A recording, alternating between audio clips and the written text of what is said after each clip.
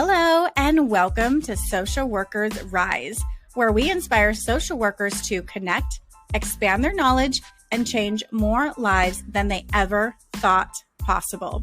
We will talk everything social work on every level from micro to macro. We are going to hear stories of social workers who are doing big things, learn new skills, and most importantly, give you actionable steps to make a difference today. Let's go.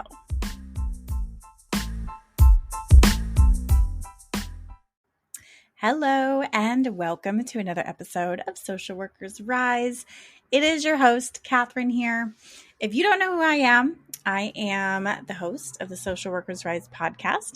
Started this back in 2020 from a place of burnout and just needed some healing and some space to just have some really important conversations with some badass social workers. And since then, it's grown into an amazing career development podcast where we talk about everything social work, from clinical to macro, job skills, clinical interventions. And today, we're going to be talking about developing your sense of self. And I'll be honest, this comes from a very personal place and a journey that I've been on hardcore for the past maybe 3 or 4 months or so, where I have kind of withdrawn into myself, made my circles a whole heck of a lot smaller, and have really just done a lot of self-reflecting around what does this look like for me? Because showing up as a social worker and helping people through the therapeutic process, how you show up really affects how your clients are able to show up and how comfortable and honest and vulnerable that they're able to be with you. And if you're not able to be that with yourself, then we got a problem, because we're humans first and social workers, I don't even know if I would put it second, but humans first for sure, right? Humans that come with all of our trauma, grief, emotions, happiness, all of that fun stuff that comes into humanity. So lately I've just been feeling a sense of tremendous grief, sadness, loss, and an overall uncertainty around what my personal life looks like, which of course translates and kind of bleeds over into my professional life. But thankfully, professionally, I've been doing really well. And that's kind of been my outlet for coping, or one of them, at least, distraction. And I'm going to talk about that, about what it looks like as you as a human showing up in your social worker self, where you have to have that emotional boundary between what's going on in your personal life and how you show up professionally, which takes a lot of practice, I'll be honest. And I had to go through a lot of clinical supervision for this and therapy too, on how to set that boundary between, so your personal life does not interfere negatively with your professional life. So if this is sounding like something familiar, I am glad that you're here. Also too, if you resonate with any of these questions, then this is definitely the episode for you. So I'm wondering, do you say yes to make other people happy? Do you struggle with knowing your own strengths? Are you unsure about what makes you happy?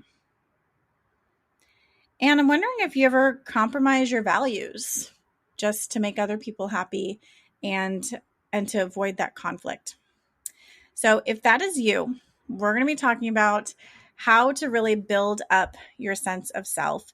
And part of my coping mechanism is really diving into like what this looks like, right? I like to intellectualize what I'm going through.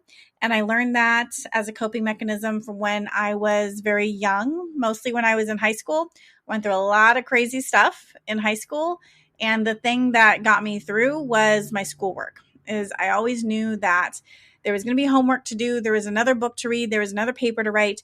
And that was stable. And I can kind of escape into that. And yeah, you're right. I was a nerd. I will admit it, but it's how I was able to cope with all of the craziness and chaos and unpredictability that is teenage life sometimes. So I hope that you can relate. And if you can't relate, just go back and listen to another episode. There's plenty of stuff here in the Social Workers Rise podcast that I know that you will get value from. So a lot of times this comes from us, we're just so busy, right? A lot of times we're just so busy. We're focused on serving others, and we don't really know what it means like to serve ourselves, right? Or maybe that even comes off as selfish or self-centered if you're raised in a particular culture, right? So sometimes, especially when we are adultified as children, meaning that we are having to take on adult responsibilities because the caregivers in our lives, for whatever reason, cannot do that. Maybe they're working 2 to 3 jobs just to support you and your family. Or maybe there's addiction going on. Maybe there's a reason that maybe your caretakers couldn't be emotionally present for you. Or maybe you felt a sense of danger, and so you always had to be just on. You always had to be paying attention to what was going on in your surroundings. Maybe you were always helping other people, helping your siblings, helping your parents, helping your caretakers.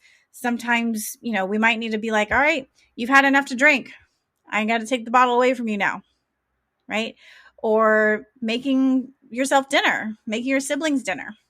And it didn't matter how you felt about it. And chances are there wasn't a lot of people checking in with you and be like, hey, this is a tough situation that you're in. Like, how are you? How are you feeling? How do you feel about this? How are you holding up? How do you cope? How do you escape? How do you manage the stress? So there might not have been someone there to do that for you. And no fault of yourself, right? But this is how you've learned to cope, and you've learned to just be so in tune with serving other people that maybe that in itself was a coping mechanism, a distraction, and a way of escaping your reality. As if I can serve other people, if I can help other people, if I can make other people feel good, then that makes me feel good. Or it could even come down to a sense of survival, right? Like, I have to help other people feel good for them to love me, for them to feed me, because they pay the bills, because they supply my housing, they buy me clothes. And if they're not feeling good, then I don't get the things that I need. So that's how it could even come down to a sense of survival. And it comes to this point where you are focused on everyone else and doing what makes everyone else feel happy and feel joy, to the point that you don't really know what brings you joy or what makes you happy. And it can lead to this, what they call this poor sense of self. And I realized I'm like middle-aged, right? In my 30s. I realized in my 30s, I kind of have a poor sense of self. Is that I do say yes to things that I don't particularly want to do in order to make people happy. I did it just yesterday. I say yes to things that I don't really want to do because I don't want the other person to be disappointed, to feel offended, to maybe to get mad, or I don't want that confrontation. So it's something that I'm still working on, and I identify as an introvert, as someone who avoids conflict. So a lot of times some people don't understand this because they are aggressive and they are much more assertive in voicing their needs because that's what they had to do in order to survive, right? So for me, I had to learn how to be small, how to be invisible, as to not stir up the pot, to keep myself safe, right? And it might be, if this is the same for you, then I feel you. If this is the opposite, then that can also be a struggle too, is learning how to tone down that aggressiveness to get your needs met and to keep those relationships in your life, there, because they're important to have. So I'm wondering, what would it look like if you can be in a place where you don't always have to be busy, that you can relax without feeling guilty, that you can just ease into a place of peace right where you are, knowing that this is not where you're going to be forever. But just knowing that, yes, I've worked hard today. I've worked hard this week, or my body's just tired. My mind is tired. We need a break. We need to take it easy. And I understand that that is a luxury. And it's important to know, are you able to do that? And if so, here is your permission. In case you needed permission to do this, go ahead and rest. Rest is productive. If you are in a place where you can't rest, you have to hustle every day. I get it. I went through my master's program, did a full-time internship, and did a full-time job because I had to pay my own bills. I didn't have anyone else that was able to financially support me or help me. And I'm in Southern California, so it was expensive. So I get it. I get having to hustle every single day. But there are those times that you can create in order to relax in this space that you've created. And just knowing that you're not where you want to be, but you're in a perfect place. You're right where you should be, right? So also too, I'd like you to imagine a place where you're able to serve others without getting overwhelmed. Because a lot of times when we show up, especially in social work, we're faced with a lot of trauma, a lot of stories, a lot of grief, a lot of loss, a lot of emotional pain from our clients. And this can bring up our own stuff, our own background, our own emotions. And being able to have that boundary there to know, okay, this is their journey, that those are their emotions, and I do not have to take that home with me. And being able to go home at the end of the day without feeling overwhelmed, without taking those emotions of your clients home is so powerful and a skill that takes a lot of practice. Being able to have those emotional boundaries is vital to being a professional social worker. Also, too, imagine just being able to know that what you want and what you need is available to you, and know what that is. Because sometimes we don't even know what it is that we want. We don't know what it is that we need. And if we don't even know the basic things about what it is that we want and need, how can we feel empowered to go get it? So that comes with having a sense of self around, this is what I'm feeling, this is what I need. And to be honest and quite frank with you, this is what I have been doing a lot of the past couple months. And you don't necessarily have to do all this at once. You can just do this a little bit at a time. Whatever works for you. I just knew that there was a lot of stuff going on in my personal life that I just had to take a step back and focus on me because everything felt like a hot mess. I felt like a hot mess, crying every day, trying to keep my stuff together, trying to keep my family together, trying to just cope and feel joy again, trying to find the old Catherine that has been buried in there deep. So that's what I'm focused on for this year, for 2024, is focusing on finding my sense of self, bringing that out, feeling empowered to know that I do have the power within me, just as you do. You have the power within you to voice what it is that you want, to set those boundaries with people, to not do the things that you don't want to do just because they make other people happy, right? So you do have that ability to have those boundaries. And this is what I've been really focused on doing. One, starting small. So just being able to differentiate what it is that I want in a moment versus what it is that the other person wants in a moment. Something as small as even going out to eat can take a lot of practice, right? I always think about that scene in, oh my gosh, is it The Notebook? It's one of those old movie scenes with Ryan Gosling. And he's like, just tell me what you want. And she says, it's not that simple. I always think about that. Even small things when we're going out to eat. Like, well, sometimes I want Thai or Mexican or pizza. It's just not that simple. But being able to differentiate between, am I suggesting places because this is what I want? Is this what I want to do? Or is it because I think it's what the other person wants to do? Right? Or is it because what the other person what I think they might need, right? So just coming to that awareness of those small decisions that I'm making when I'm saying yes to an event. Is it because I want to go and I'm really looking forward to it? Or is it because the other person wants me there, right? Because the other person wants me to go and I don't want to hurt their feelings. Even if I end up deciding going because it makes the other person happy, at least I have that knowledge and that awareness that this is why I'm going. And that information to say, okay, I don't particularly like this, but I'm going to go anyways. And to be honest, I don't think my friends listen to this podcast.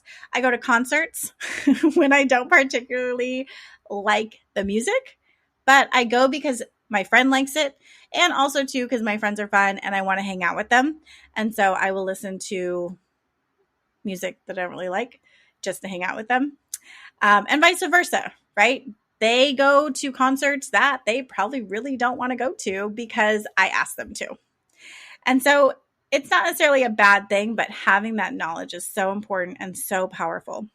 So I made a list of really the big 5 things that I have been doing in order to increase my sense of self. And this is not scientifically based. This is just what your therapist might do to better themselves for self-improvement. And there's all sorts of different ways to increase your sense of self. This is just a few that I have done. So one way that I have been working on my sense of self is really to learn to intentionally slow down, to allow space for peace, relaxation, and fun.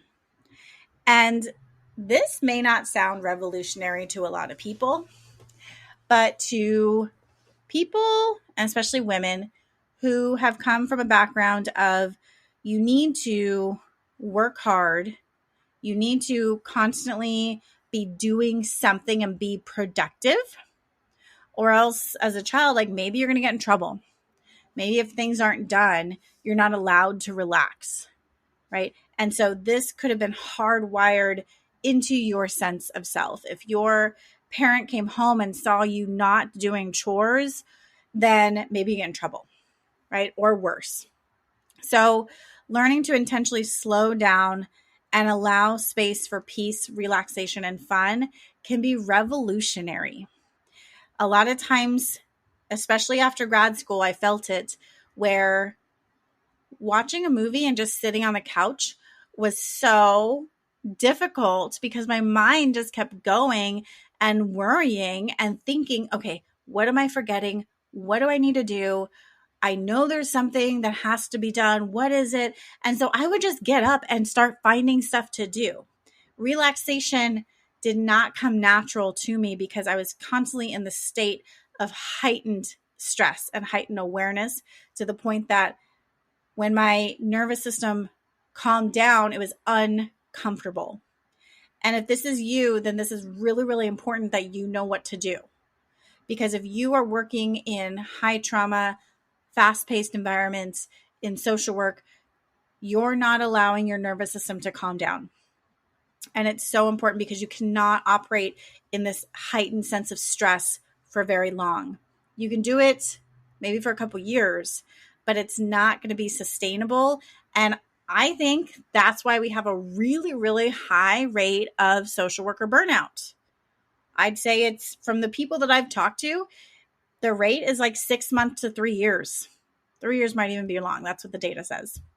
But I think from what I've heard that new social workers are starting to burn out between 6 months and 3 years, which is not long, y'all. I went to school for social work longer than 3 years, right? So that is not a long time, but it's really important that we're able to first recognize this as a problem, and 2, be able to practice that distress tolerance, right? Building up that ability to relax. It takes practice, and that is okay. No shame here. I do not judge you because I still struggle with that as well. And it's so vital for us to be able to just enjoy where we are. right? Because chances are, if you're listening to this podcast, you're not at the tip top of your game yet. And maybe you never will be, because there's probably always going to be something else, someone else that you want to help. And that is beautiful, my friend. I want you to be able to appreciate yourself, appreciate your hard work, and find relaxation wherever it is that you are. Also, the last part of that was fun. So making space and making time to have fun, whatever that looks like for you. And if you can't think of anything fun that you like to do, then that is number one problem, because we need to figure out what it is that you truly enjoy doing. Not what other people tell you to do, but what it is that you want to do. What lights you up? What gets you excited? What would be like, yes, I am going to sign up for that. And I know a lot of times money can be an object, but if money were no object, what is it that you would do for fun? What is it? Consider that for a little bit. Second is to listen and trust my intuition. And this is also revolutionary, because so many times there's other people telling us what to do. And especially if you were around someone who maybe is controlling or very assertive, like more assertive than you, and not letting you make your own decisions, then you're not able to make decisions, make mistakes, and be able to trust yourself that you're going to make the right decision, or trust yourself that whatever happens, it's going to be okay because you're going to figure it out. So that's been number two. What I've been really trying to do is really intentionally slow down enough so that I can hear and pay attention to intuition, to what God is telling me, to what my spirit feels is right. And that leads me into my third point, is developing my spirituality, which we don't talk about spirituality and social work very much. And I think it's really odd, because social work and spirituality are so closely tied together. Empowering people to find their purpose is so closely tied together to spirituality. If you don't have a purpose, chances are, you feel depressed and you feel anxious. So really being able to learn more about God, about spirits, about angels, about how to differentiate between my voice and God's voice has been really powerful, and a practice that I am still continuing to learn more about. So if that is you, if you are interested in this, definitely lean into that. Tap into your community and see what kind of resources are out there. There's a bajillion resources online. You just type in anything on YouTube and it'll come up.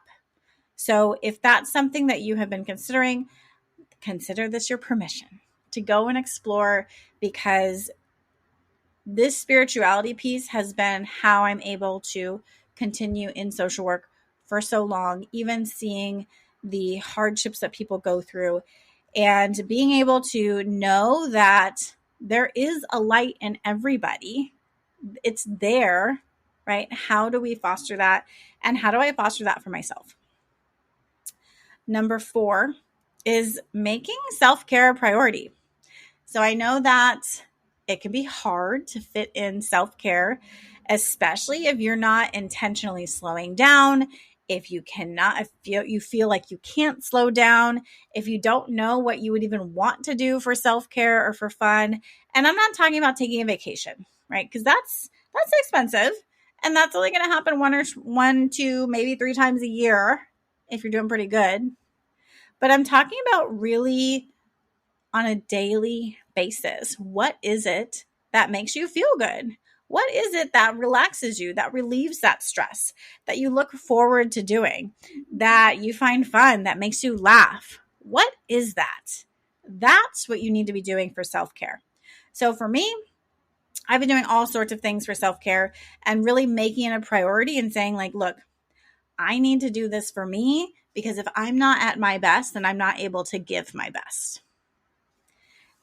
And what that looks like is one, a lot of times just being alone, having space to process and to think and really digest like the day and think, oh, okay, yeah, that really just happened.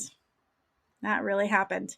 So having this alone time, I love going to yoga because it forces you to, one, just be in your body and really understand how your breath and your body are connected and they're intertwined and they're powerful when used together. Another thing I do a lot is going outside, going outdoors, and also just learning. So I've been reading a lot of books, haven't been watching as much TV, but just really kind of diving into learning more about myself and about topics that interest me. And lastly, is practicing skills that make me uncomfortable. So, what I mean by this is really showing up confidently for my needs and for my wants and communicating them in an assertive way. And this makes me very uncomfortable because, as we explained before, I'm all about what makes the other person feel happy, what makes them comfortable. So being able to practice this and say, hey, I need this, and that. And being prepared that this is going to be a source of tension. And that's okay. It's okay. Because if the other person on the other side really honors me and loves me and values our relationship, then they want to know what it is that I want, what's important to me, right? So they need that information as well. So just gently pushing myself outside of my comfort zone and just trusting the unknown. That makes me extremely uncomfortable. The unknown, right? Is I like to plan out. I like to be mentally prepared, physically prepared for things that are happening. But in times and seasons of change, maybe you're coming out of grad school, maybe you're entering into college, taking up classes, maybe your family dynamics are shifting. You could be moving. You could have lost loved ones. You could have gained loved ones, had a baby, have a new relationship, right? All of these different changes lead to unknown, and this can lead to anxiety. So just being able to trust that you don't know what's going to happen and that it's okay, because whatever happens, you're going to figure that shit out, just like you have done the whole entirety of your life. Is you're going to figure it out and be able to trust yourself that whatever happens, you got this. You got you. Or you have people who got you, that you're not completely alone when you're struggling to make this decision. And this is going to be your anti-anxiety, right?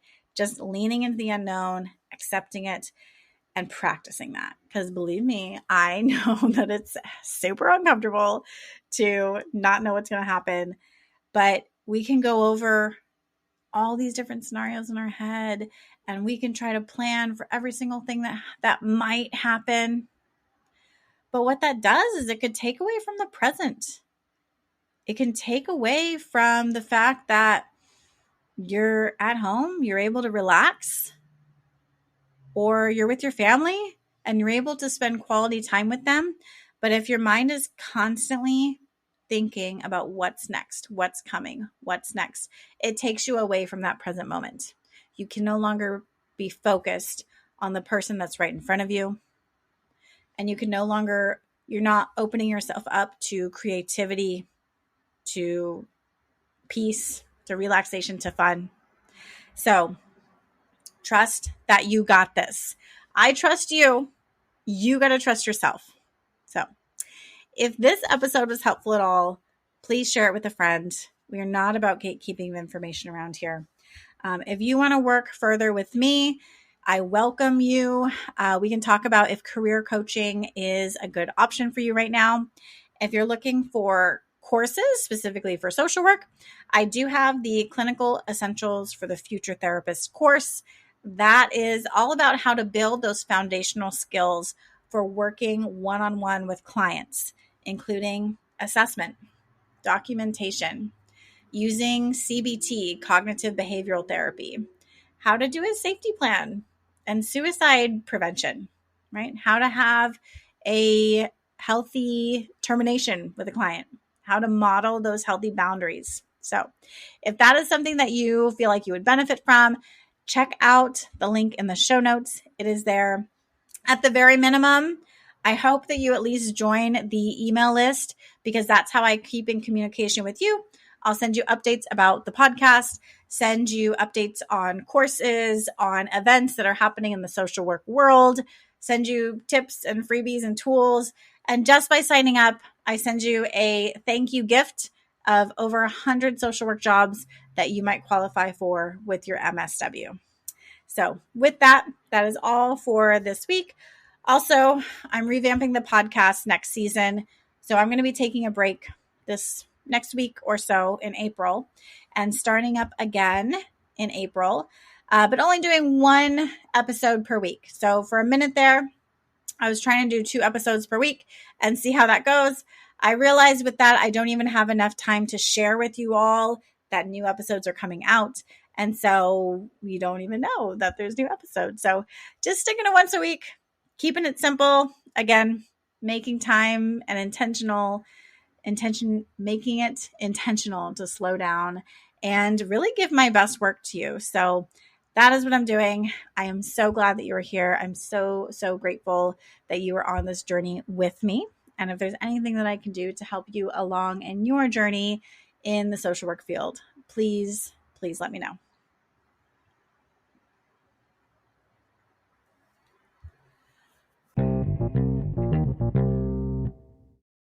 Hey, it's Catherine here. I hope you are enjoying this episode. We're going to take a quick break to listen to these ads from our sponsors. The next time you need continuing education units, I highly recommend the Therapist Development Center. When I started this podcast, I reached out to the founder, Amanda Rowan, to see if she was interested in being a sponsor. And she jumped at the chance to support her fellow social worker.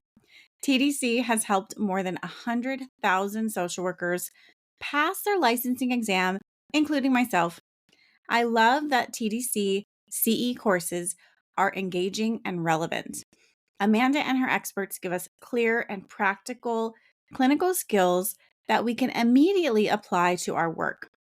Some of my favorites are the Edge of Life Suicide Prevention course, where Amanda shares her personal experiences, and their They Did What? Law and Ethics course that looks at real cases where therapists face formal disciplinary actions. They also have a great telehealth course. We are legally required to take continuing education to increase our competence, and most other courses out there don't actually teach the material in a way that we can learn it, but TDC does. You can also check out the links in the show notes. Have your clients had a hard time finding a therapist through their health plan? The National Union of Healthcare Workers is the nation's largest union of private sector behavioral healthcare providers and a leader in the fight for mental health parity. This year, NUHW is working with allies to ensure that health plans maintain accurate, up-to-date listings of in-network providers. By eliminating so-called ghost networks, we can ensure that patients get timely access to care by finding mental health providers who are actually available and covered by their plan. Learn more at nuhw.org/networks.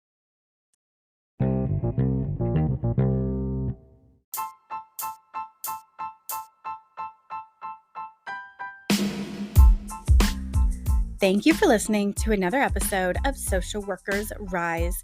If you love this episode, be sure to subscribe and text this episode to a friend. If you want more, there are a few ways we can get to know each other and work together. First, definitely subscribe to the Friday resource email list. The link is in the show notes. And that's where you can learn more about the courses I offer, including Clinical Essentials for the Future Therapist and the Pulse Basics for Medical Social Workers. I'll also be sending out occasional tips and resources and other happenings within the social work industry. And for all your clinical supervision needs, be sure to visit risedirectory.com. This is a national directory of clinical supervisors for social workers, and we also provide free resources that you can use within your own clinical supervision. Lastly, if you have more individualized needs, I do offer coaching, individual consultations, and am available for public speaking engagements for social workers and change makers. Lastly, the boring legal stuff, but very important. The information in this podcast is not meant to be a supplement for therapy, professional advice, or clinical supervision. This content is provided as is solely for informational purposes. It is not legal, health, or safety advice. I am not advising you as a therapist. Organizations should engage their own experts to ensure any adopted measures are compliant with applicable laws and standards in their jurisdictions. The opinions expressed by individuals or organizations are their own and do not reflect the views or opinions of Social Workers Rise or Catherine Moore. References to specific products or organizations do not constitute any endorsement or recommendations by Social Workers Rise.